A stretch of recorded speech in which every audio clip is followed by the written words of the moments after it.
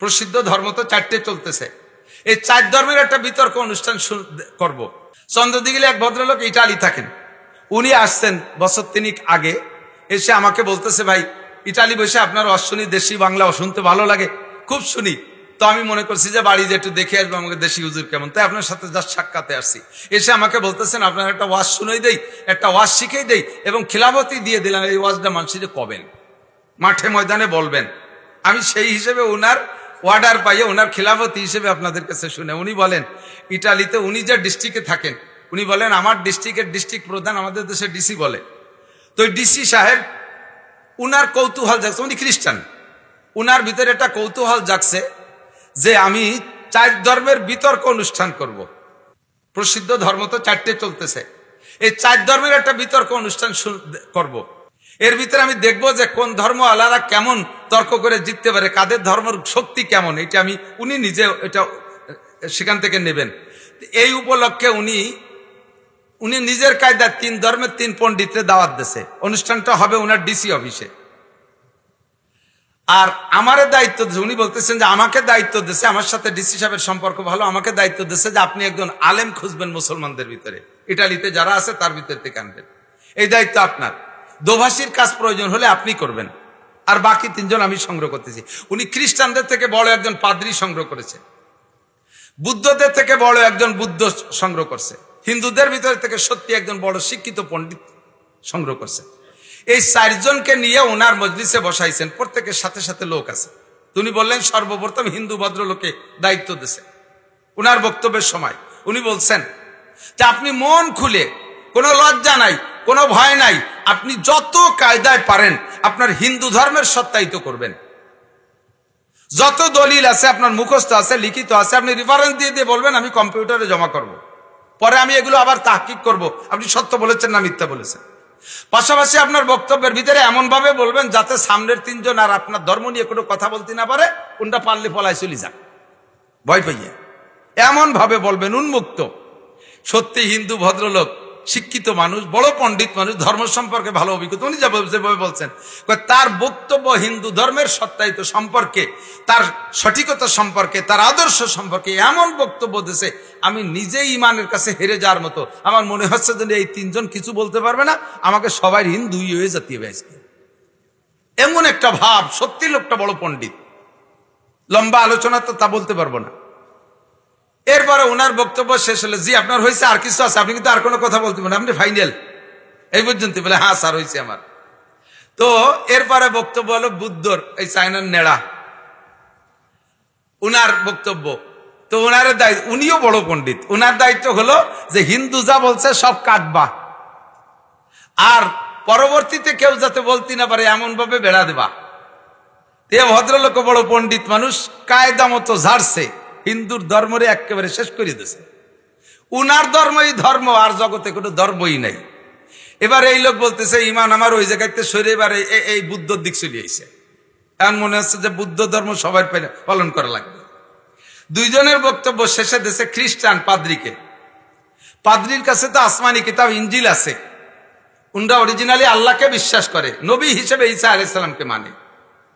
তো বাকি উনার আসমানি কিতাব দিয়ে উনি এমন ভাবে বলছেন আগের দুইজন শেষ, এ দুইজন চলে গেলেও পারে যে কোনো ফাঁকে, আর সামনে হুজুর কিছু বলতে পারবে না। এই খ্রিস্টান ধর্মকে এমন ভাবে উপস্থাপন করছে। তিনজনের বক্তব্য শেষমেশ দেশে হুজুর রে হুজুর আপনি বলেন। ডিসি সাহেবও ভাবতেছেন যে হুজুর পালাবে, হুজুর হেরে যাবে, কারণ এই তিনজনের বক্তব্য কাটতে হবে, তারপরে ইসলাম ধর্মকে প্রতিষ্ঠিত করতে হবে, এটা পারবে না, ব্যর্থ হবে। তো হুজুর বললেন স্যার, খুতবা টুতবা শেষ করে একটু কোরআন শরীফের আয়াত মজার করে তেলাওয়াত করে বলতেছেন, স্যার আমাকে যদি আল্লাহ 100 বছর হায়াত দেয়, এই মজলিসের সবাইরে যদি 100 বছর হায়াত দেয়, আমি 100 বছর পর্যন্ত প্রমাণ দিতে পারবো ইসলাম ধর্মই ধর্ম, আর কোন ধর্ম নাই। এর জন্য 100 বছর পর্যন্ত আমি দলিল দিতে পারবো।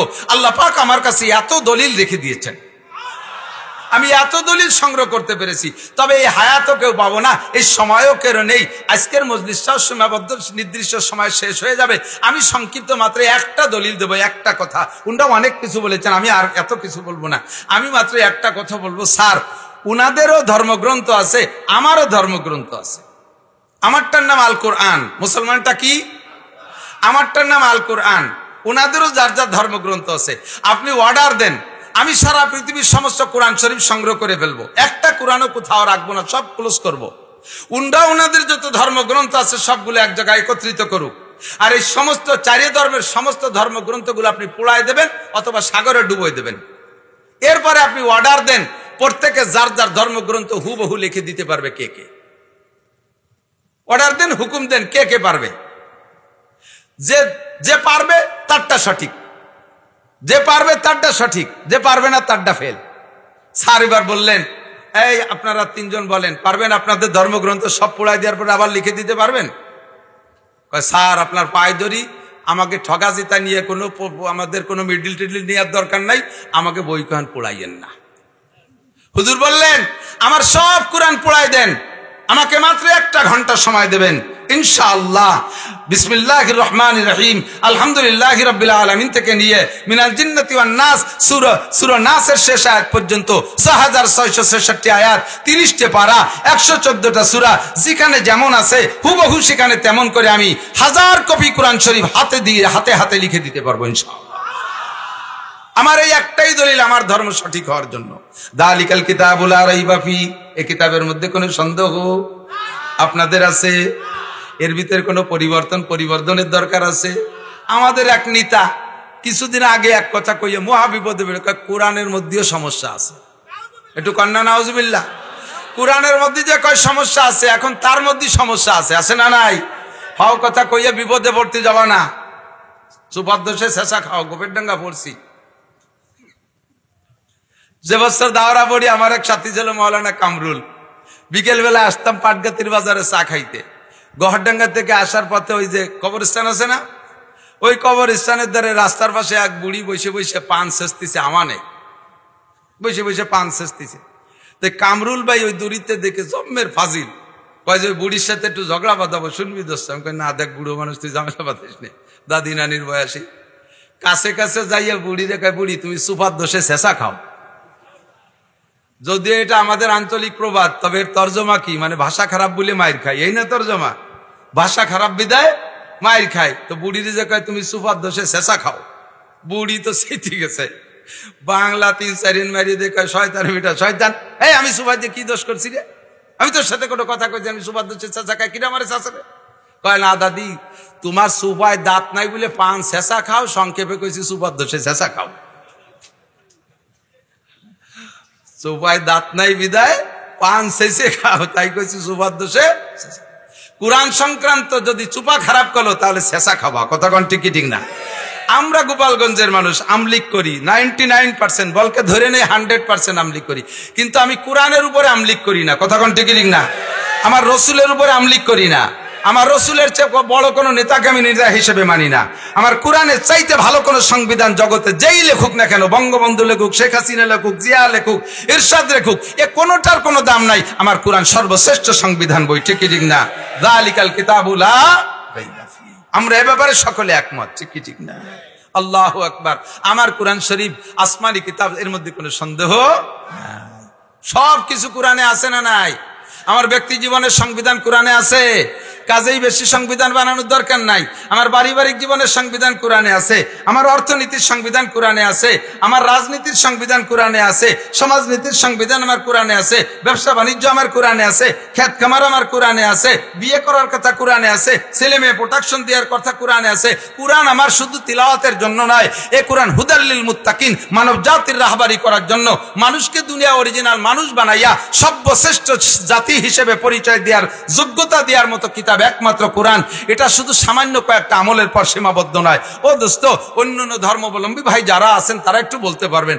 আমার বাড়ির কাছেও আছে হিন্দুরা, আমার একটা পরামানিক আছে, ওরে আমি বলি, এই আমরা তো মুসলমান, আমরা মুসলমান, আমরা যেখানে যাতে হাত দেই তার মধ্যে আমাকে ইসলাম আছে, তার মধ্যে আমাদের ইসলাম আছে। আমি বলবো তোকে অনেকগুলো, তুই বলতো তোদের ধর্মের ভিতরে এই গোমের দোয়া কি, পায়খানায় যাওয়ার দোয়া কি, ভাত খাওয়ার দোয়া কি, পানি খাওয়ার দোয়া কি, লবণ মুখে দোয়ার দেওয়া কি, ঘুমানোর আগে দোয়া কি, ঘুমের থেকে উঠার পরে দোয়া কি, আজে বাজে স্বপ্নে দেখলি সজাগ হয়ে গেলি সেই সময় কি বলতে হয়, এগুলো কদি তোকে মধ্যে কি আছে? তো কয় যে আমাকে মধ্যে তো ওর কিছু আমার জানা নাই, থাকলেও আছে নাকি তা আমি জানি না। আমি যে আমাদের ভিতরে শোন, সব জায়গা আমার ইসলাম। ঘুমোতে বিছানায় যাব তার আগে আমাদের ইসলাম আছে না নাই? দোয়া কি? ঘুমের দোয়া কি? আল্লাহুম্মা বিসমিকা আমুতু ওয়া আহইয়া, আছে না নাই? তরজমা কি? আল্লাহ তোমার নামে মরি, তোমার নামে বাঁচি। ঘুম হলো মরণ। ঘুম কি? আমুতু মানে মরিতেছি, এই ঘুম হলো মরণ। ডাইরেক্ট মরণ না, আংশিক মরণ। এটা হলো মরণের সাদৃশ্য। ঘুম মরণ হয়ে গেলে মানুষ যেমন দুনিয়ার কিছু টের পায় না, ঘুমের মধ্যে মানুষ দুনিয়ার কিছু টের পায় না। কথা বলুন ঠিক ঠিক না? এটা মরণের সাদৃশ্য। আল্লাহ এই মরণটা মরিতেছি আমি তোমার নামে। আবার সকালবেলা আমি ইচ্ছা মতো উঠতে পারবো না। আমার জানা আছে আত্মীয় স্বজনের ভিতরে হাজার হাজার মানুষ, দুনিয়ায় বহু খবর আমরা জানি। এই রাতের বেলা যে ঘুমাইলো, সকালবেলার ঘুম থেকে ওঠে নাই, ওই ঘুমের মরণই তার স্থায়ী মরণ হয়েছে কি হয় নাই? দুই একটা খবর আপনারা জানেন কি জানেন না? আমরা ঘুমানোর আগে এই দোয়াটা পড়া আল্লাহর নামে ঘুমাই। আবার ঘুমের মধ্যে যদি আশেপাশে স্বপ্নে দেখি, ভয়ের কোনো স্বপ্নে দেখি, আমরা ঘুম থেকে ওই সজাগ হয়ে যাই রাতের বেলায়। তখন আমাদের সেই সময় পড়ার একটা দোয়া আছে। আউযুবিল্লাহি মিনাশ শাইতানির রাজিম 3 বার পড়বেন। আউযুবিল্লাহি মিনাশ শাইতানির রাজিম 3 বার পড়বেন। পড়ে বাম দিকে ছোট ছোট করে 3 বার থুক মারবেন। আবার ঘুমাবেন। বাকি রাত আর কোনো আজেবাজে স্বপ্নে দেখবেন না। দেখো আমাদের রাতের বেলা ঘুমের মধ্যে একটা দোয়া আছে। আবার সকালে যখন ঘুম থেকে উঠি তখন আমাদের দোয়া আছে। বলেন আলহামদুলিল্লাহিল্লাযী আহইয়ানা বাদা মা আমাতানা ওয়া ইলাইহিন নুশুর। সব প্রশংসা কার? মরণ দিয়েছিলেন কে? আবার এখন জীবিত করলেন কে? যে আল্লাহ তাআলা আমাকে কিছুক্ষণ মেরে রাখার পরে আবার বাঁচাই দিয়েছেন। সব প্রশংসা সেই আল্লাহর। আমার আব্বা আমারে বাঁচাই নাই, কাজে আব্বার প্রশংসা না। মা আমারে বাঁচাই নাই, মার প্রশংসা না। আমার কোনো দেবদেবী আমারে বাঁচাই নাই, কাজেই তার প্রশংসা না। আমার কোনো নেতাগুতা আমারে বাঁচাই নাই। এই ঘুমের মরণ থেকে আমারে বাঁচাইছে কে? ওয়া ইলাইহিন নুশুর। যে আল্লাহ তাআলা কিছুক্ষণ মেরে রাখার পরে আবার আমারে বাঁচাই দিতে পারলেন, স্থায়ী মরণ দেওয়ার পরে হাসরের মাঠে সেই আল্লাহ আবার বাঁচাইতে পারবেন কি পারবে না? ওয়া ইলাইহিন নুশুর। আবার তার সামনে আমাকে উঠতে হবে। দেখ আমাদের সব জায়গা দোয়া আছে। এরপরে যাব, উঠে যাবে ইস্তেনজায়, ঘুমের থেকে উঠা বাথরুমে যাব। বাথরুমে যাওয়ার আগে দোয়া আছে। বিসমিল্লাহি ওয়া বারাকাতুল্লাহ। কি দোয়া? আল্লাহুম্মা ইন্নী আউযু বিকা মিনাল খুবুসি ওয়াল খাবায়েস। পায়খানায় গেলে, ও জায়গা গেলে শয়তানে ধোঁকা দেয়। বাথরুমের ভিতরে বসে নানান প্রকারে অন্যায় বিভিন্ন জন বিভিন্ন কায়দায় করে। এই জন্য পায়খানায় যাওয়ার আগে শয়তানের হাত থেকে পানা চাই। আল্লাহুম্মা ইন্নী আউযু বিকা মিনাল খুবুসি ওয়াল খাবায়েস। বাথরুমে ঢোকার ভিতরে আমার একটা সুন্নাত আছে, বাম পা দিয়ে ঢুকবো, 100 শহীদের সওয়াব। জোরে করেন না সুবহানাল্লাহ। বাথরুমের মধ্যে ঢুকে যাইয়া বসবো কোন কায়দায়? তাও আমার নবী শিখাই দিয়েছেন, বাম পায়ের উপরে ভর দিয়ে বসবো। বাম পায়ের উপরে ভর দিয়ে বসলে পায়খানা ক্লিয়ার হয় ভালো। এটা মেডিকেল সায়েন্সের আবিষ্কার করছে, কিন্তু নবী বলছেন বাম পায়ের উপরে ভর দিয়ে বসো। এটা দেখ আমার ইসলাম পায়খানার মধ্যে আছে। এরপরে পায়খানার পরে 3টা ঢিলা ব্যবহার। পায়খানা করার সময় কট্টুক কাপড় খুলবা, লুঙ্গিটা খুলে আড়ের সাথে বাঁধাই দিয়ে বিড়িয়ারটা ধরাই দিয়ে পায়খানার দুমো আর বিড়ির দুমে একসাথে চুমুক দিবা। পায়খানায় বৈশা কিছু খাবেন না, এটা কুকুরেও খায় না। কথা কান কুত্তয়ও যারা পায়খানায় বসে কিছু খায়, বিশেষ করে বিড়ি খায়, পান খায়, কুকুরে জানতে পারলি কুকুরেও তারা ধিক্কার দেয়। তুই মানুষ হইয়া পায়খানায় বসে খাইস কে? আমি তো কুত্ত হইও আগার সময় খাই না। জীবনেও কেউ কইতে পারবেন না যে কোন কুকুর খাওয়ার সময় পায়খানা করে। পায়খানা করার সময় খায়, দেখছেন খায়। ও আগার সময় আগে, খাওয়ার সময় খায়। মানুষে পায়খানা করা অবস্থায় বিড়ি খায়।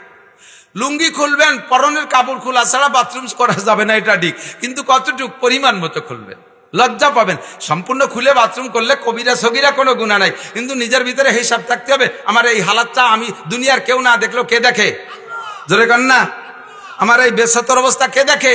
আল্লাহ দেখে। তো আমার যতটুকু প্রয়োজন ততটুক। এবার বাথরুম সেরে আপনি 3টা ঢিলা ব্যবহার করেন। মেডিকেল সায়েন্সের বিজ্ঞানীরা এই ঢিলা নিয়ে গবেষণা করে তারা আবিষ্কার করেছে মুহাম্মাদুর রাসূলুল্লাহর সুন্নতের ভিতরে লাকাদ কানা লাকুম ফি রাসূলিল্লাহি উসওয়াতুন হাসানা।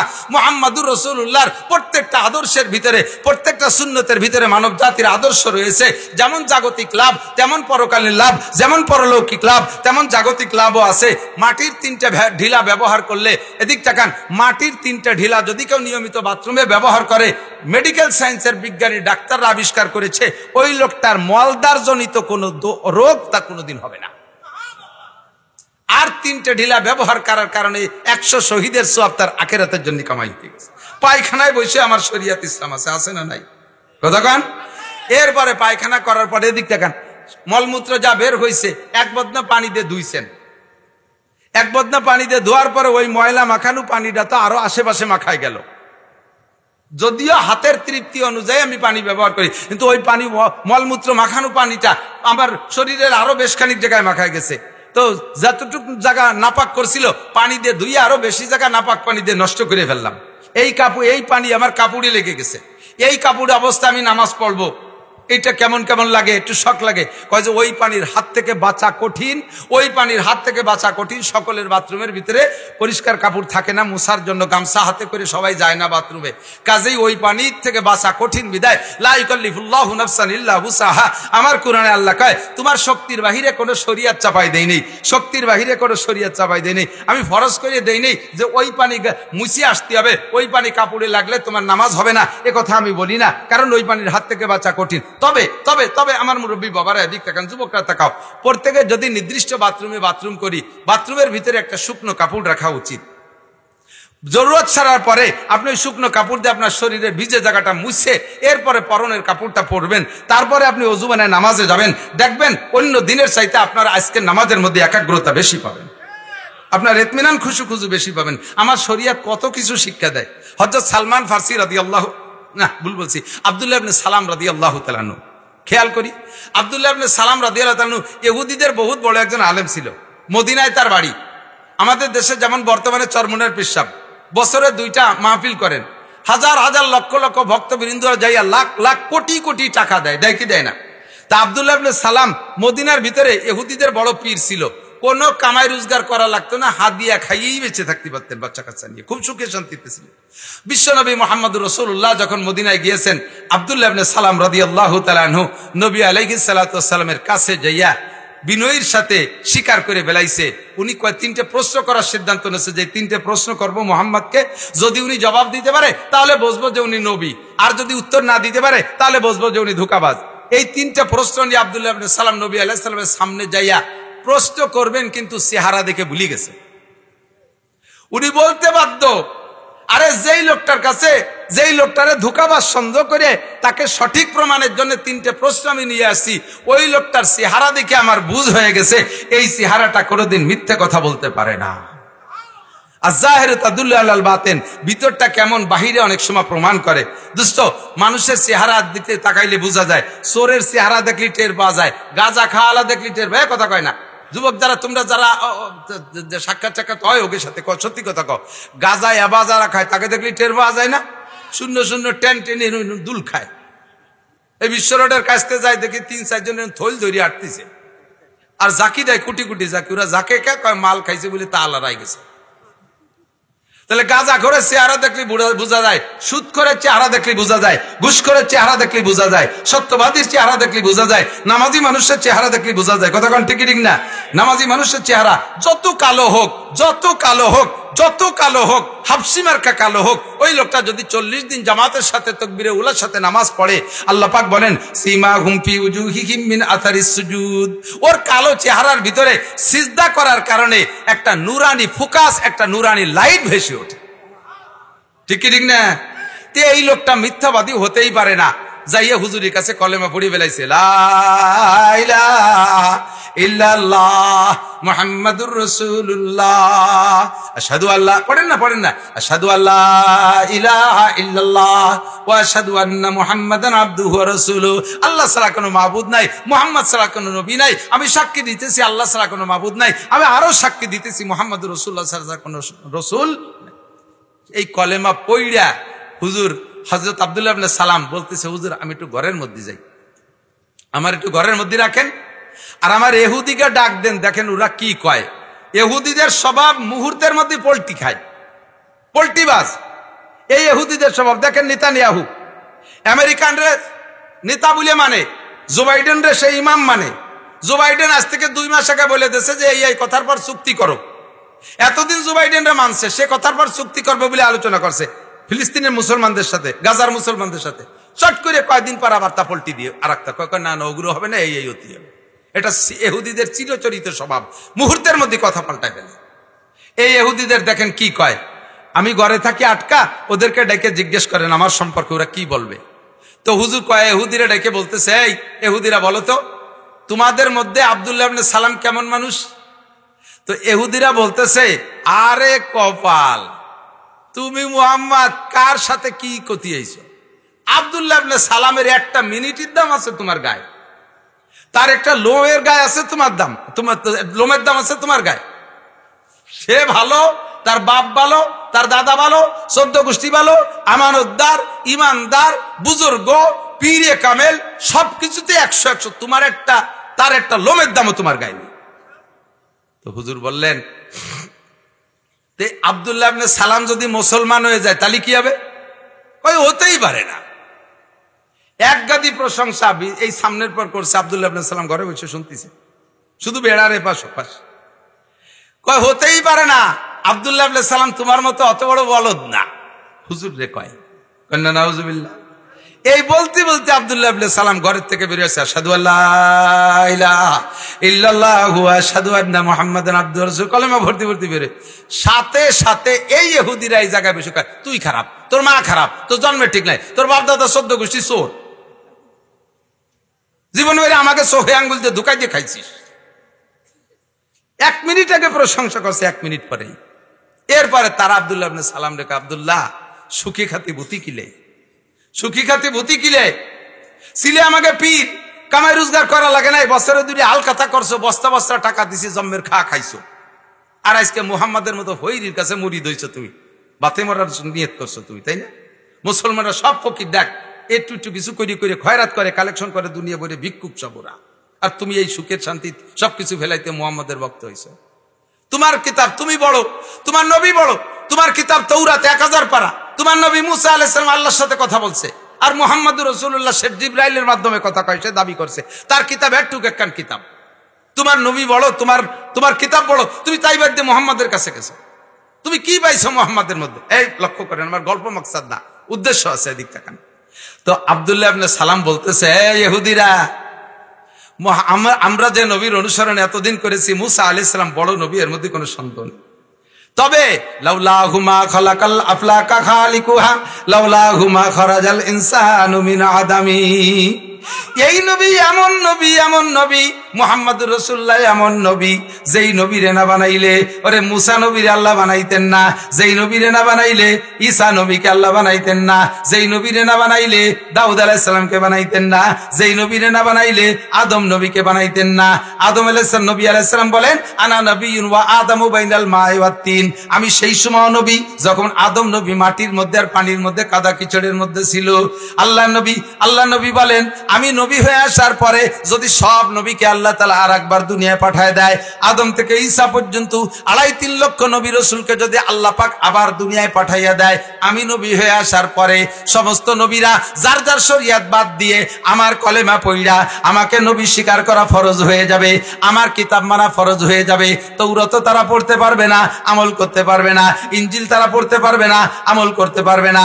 জবুর তারা পড়তে পারবে না, আমল করতে পারবে না। তারা আমাকে নবী মানতে হবে, আমার কিতাব তাদের পড়তে হবে, আমার কিতাবের পর আমল করতে হবে।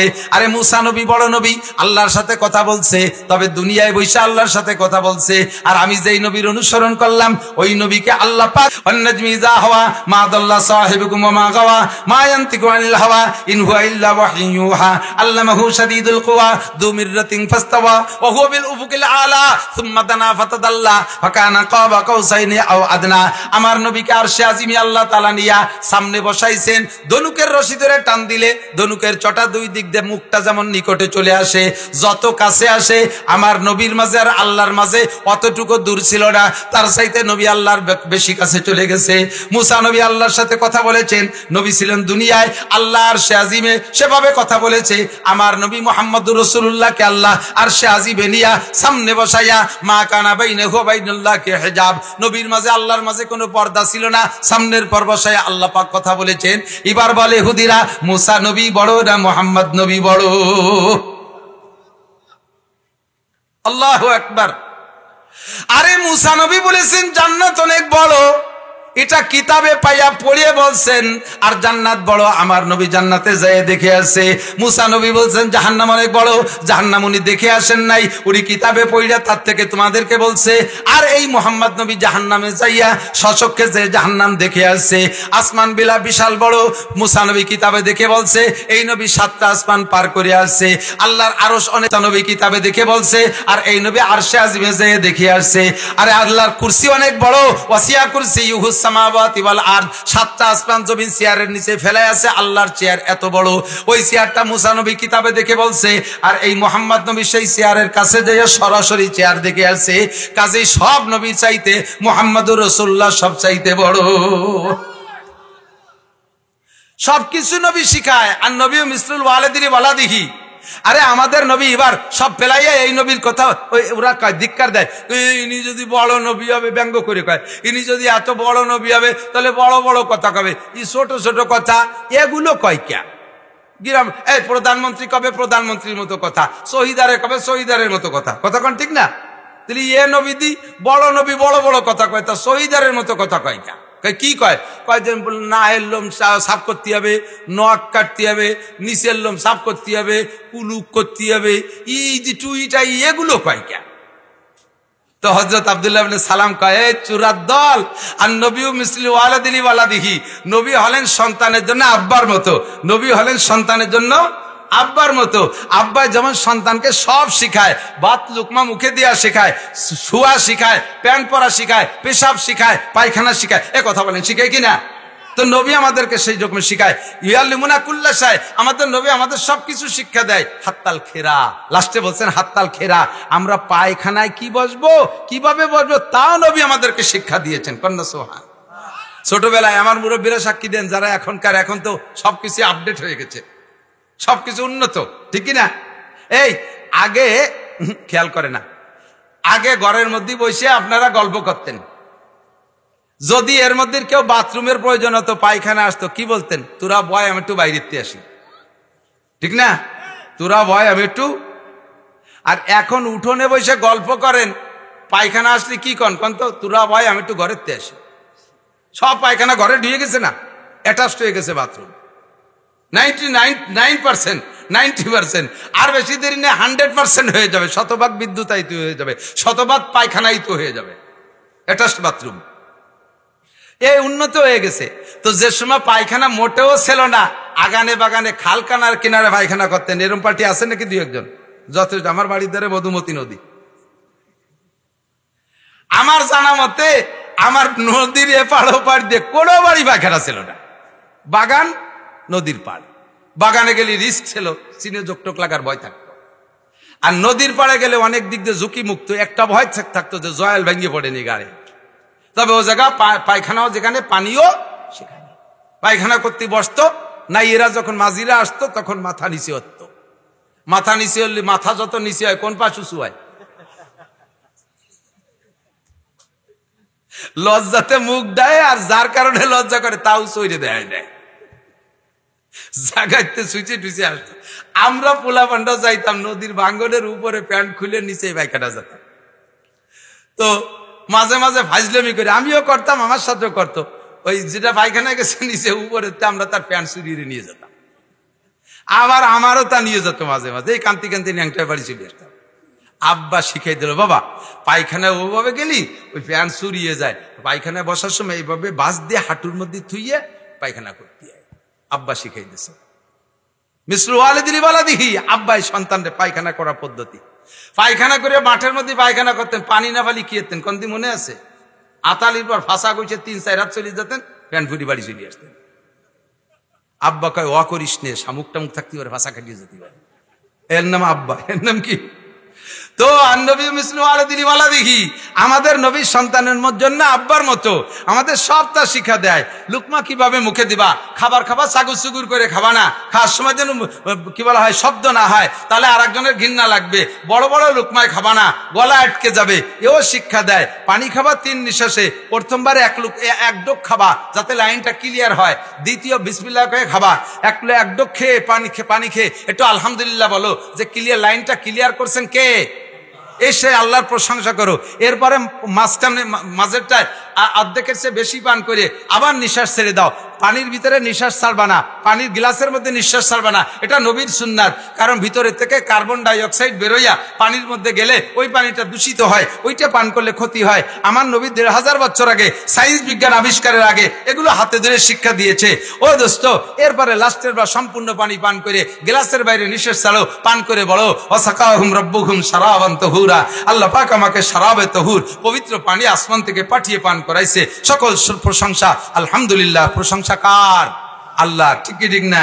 কাজে আমার নবী আমাদের কোরআনের মধ্যে সব শিক্ষা দিয়েছেন, কিছু কোরআনের বাইরে নাই। অনেকে মনে করে এদিক তাকান,